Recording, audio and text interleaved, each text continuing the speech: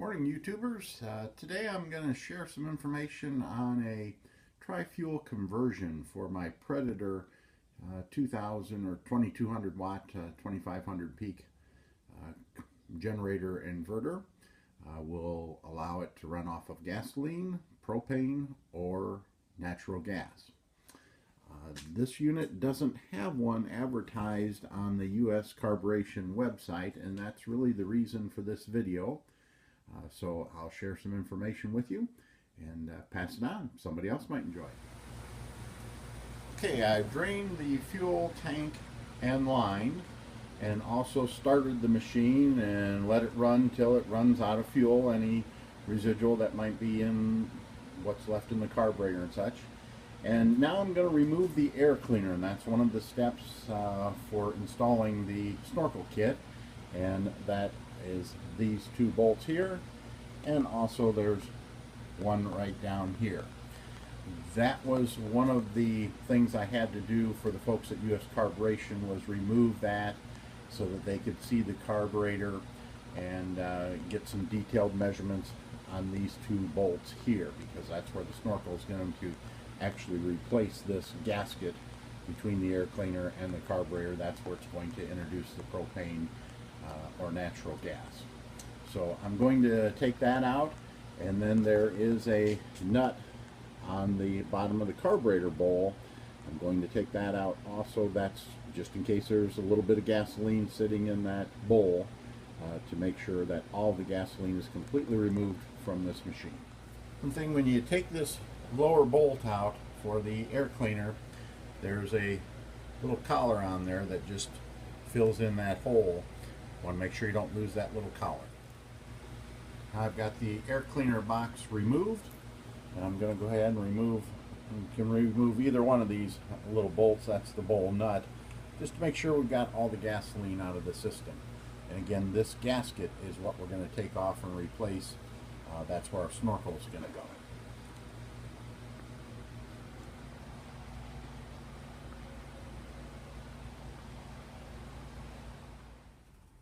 This is the snorkel, motor snorkel, that is going to allow the unit to run on propane, and I'll have to do this one-handed. The question the team from US Carburetion had was the distance between these two holes. And let me grab. This is the current gasket that came off, and the folks at US Carburetion said I might have to stretch it slightly, and you can see that if I can get it over here,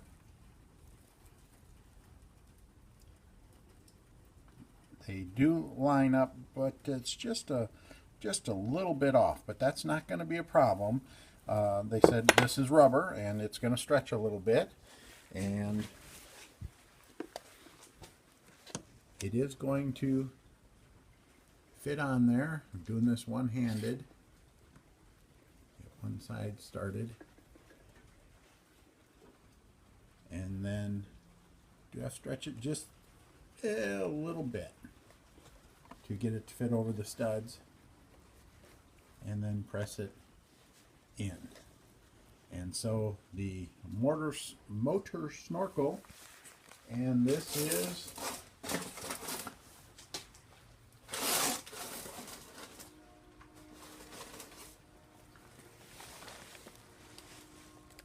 kit 3103, will fit on the Harbor Freight Predator generator. So I'll get this installed and get it hooked up, and we'll fire it up, but it is going to work. Okay, I have the snorkel all installed in the machine, piece of cake there, and routed the fuel line that comes down and out of it, and they give you a grommet to, gotta kind of move this around. They give you a grommet to come out of the side of the machine. You have to kind of figure out where you're going to mount the demand regulator. I first had the regulator mounted here on the back. That's why I had a extra hole, had to go buy an extra plug.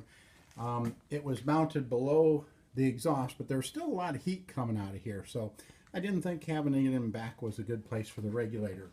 When you look at other videos, you'll find people mounting them on the side, a variety of places.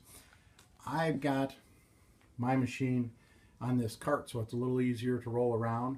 My intention is to never use this machine when it's not on the cart. There's another video I have about building this cart and the security package that comes with it. You can look at that video if you choose.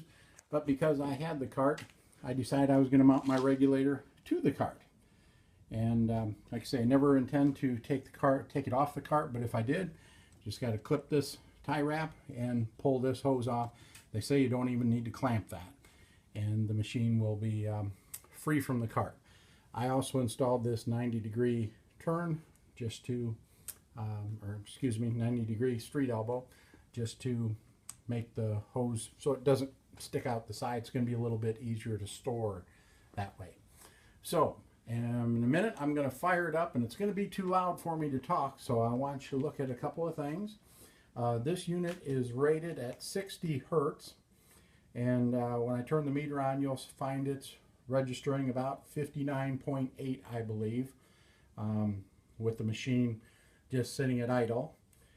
Then I'm going to kick on a 1600 watt heat gun, and I'm also going to kick on at the same time a 7 amp half-inch drill, and then I also have a 2.2 amp 3/8 drill.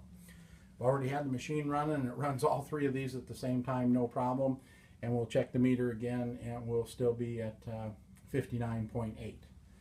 And now I'm running off propane, so I had to have the extra regulator on it, but we'll fire it up and show you what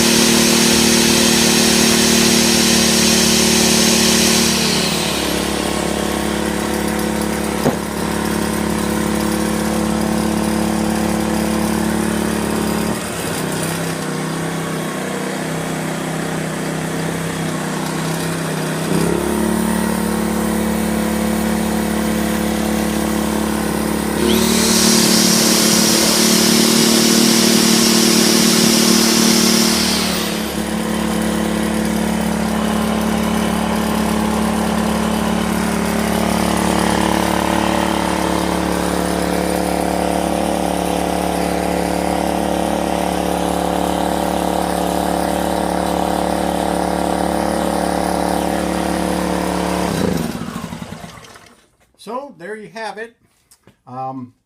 This thing was easy to install, works out great, puts out full power. I'm just very, very pleased with Lisa and the technical team at US Carburetion, and so glad that they helped me getting this kit arranged. I'll probably never run this thing on gasoline again.